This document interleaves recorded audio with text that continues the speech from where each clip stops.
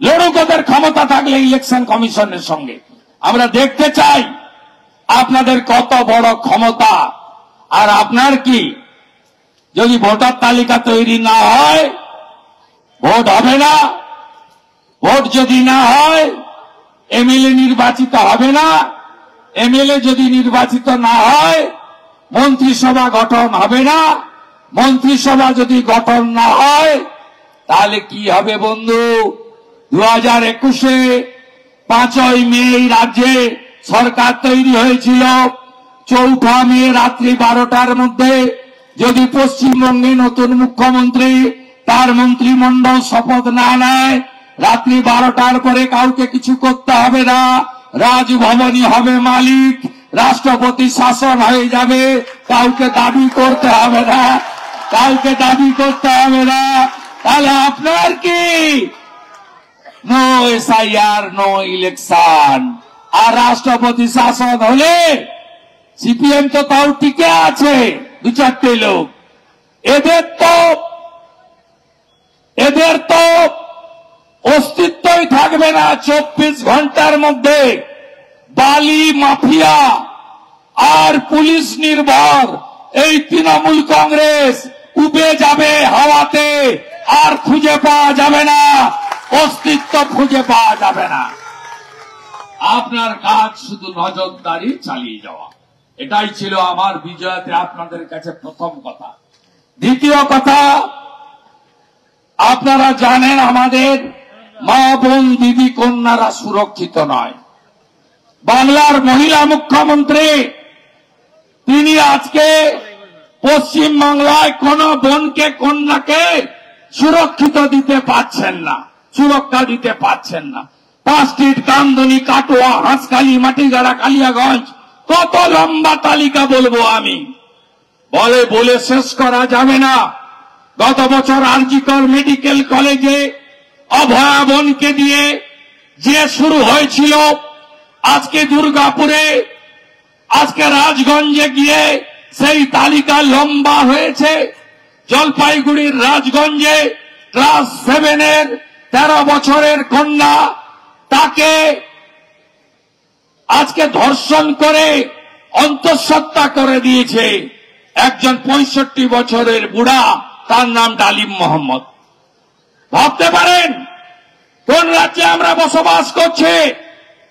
কোন মেয়ে সুরক্ষিত নয়। দুর্গাপুরে উড়িষ্যার একজন বোন কন্যা, 2nd ইয়ারের MBBS ছাত্রী, তাকে গণধর্ষণ করা হলো। মুখ্যমন্ত্রী বেড়াতে যাচ্ছিলেন দার্জিলিংয়ে, কি বললেন? গার্ল চাইল্ড মানে যারা কন্যা, তারা যাদের বয়স কম, এক কথায় বলা যায় যারা ছোট ছোট কন্যা, তাদেরকে তিনি উপদেশ দিলেন, আমি বলবো নির্দেশ দিলেন, কারণ তিনি পুলিশ মন্ত্রীও বটে। বললেন রাত্রে বেরোনো উচিত নয়। আপনি কখনো শুনেছেন এই কথা? তাহলে রাত্রে বিয়ে বাড়ি বন্ধ করে দিন, অনুষ্ঠান বাড়ি বন্ধ করে দিন, নাইট কলেজ বন্ধ করে দিন, এবং লকডাউনের মতো সন্ধ্যা 6টার পরে সূর্য ডুবে গেলে সব বন্ধ করে দিন আপনি। তাই তো আপনাকে লোক হীরক রানী বলে। করে দিন আপনি। এটা কোন মুখ্যমন্ত্রীর ভাষা? বলছে মেয়েদের সুরক্ষা, মেয়েরা বুঝে নাও। হাত তুলে নিলেন এই মুখ্যমন্ত্রী। এরপরেও আপনি বলবেন যে বাংলার মেয়েকে আবার চাই। আশা করি আওয়াজ উঠবে মা বোন দিদিদের থেকে, নারী সুরক্ষা, নারী সম্মান এবং কন্যা রত্নকে সুরক্ষিত রাখতে হবে। এটাই হোক 26-এ মূল স্লোগান। সাথে সাথে প্রতিষ্ঠান বিরোধিতা ঝড় বইছে। চাকরি নেই, শিল্প নেই, শিক্ষা নেই, ধানের দাম নেই, আলুর দাম নেই, 3 বছর বন্যা, আর কখনো বলে ডিবিসি, কখনো বলে ভুটান। 14.5 বছর ধরে এই কথাই শুনতে শুনতে কান পচে গেল সবার। কি মুখ্যমন্ত্রী! এখানে কলকাতাতে বৃষ্টি হলো, বলছে ফরাক্কার জল আমার বাড়িতে ঢুকে গেছে। ভাবতে পারেন, আমি তো বললাম ক্লাস 7-এর ভূগোল বইটা মাননীয়া পড়ুন, আপনি একটা গ্লোব পাঠাবো, একটা ম্যাপ আপনাকে উপহার দেব, আপনার আবার ভূগোল পড়া দরকার। তাতেও তিনি থামছেন না, উত্তরবঙ্গে গিয়ে বলছেন ভুটানের বাঁধ আমি ভেঙে দেব। এটা কোন মুখ্যমন্ত্রীর ভাষা হতে পারে? আরে মুখ্যমন্ত্রী নিম্ন দামোদরের জন্য এশিয়ান ডেভেলপমেন্ট ব্যাংক 5,400 কোটি টাকা দিয়েছিল।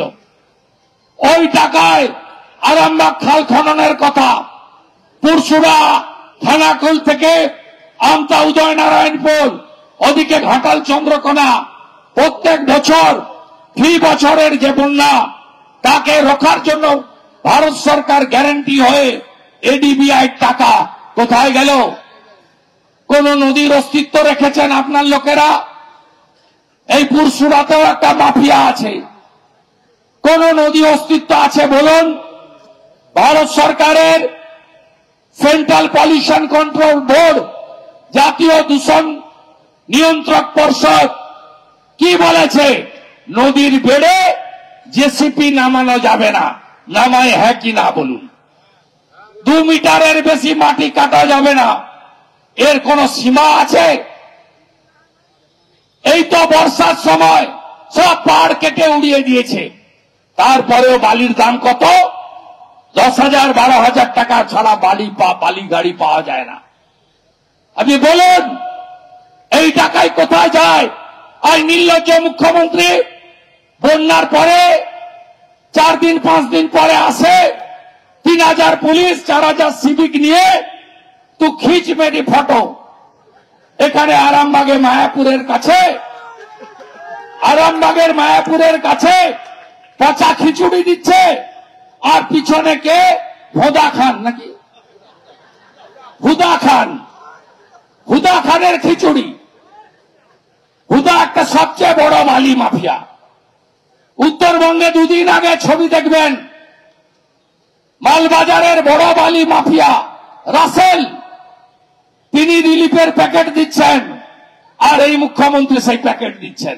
এদিকে হুদা, ওদিকে রাসেল, মাঝখানে চোরেদের রানী মাননীয়া Mamata Banerjee, the great PC.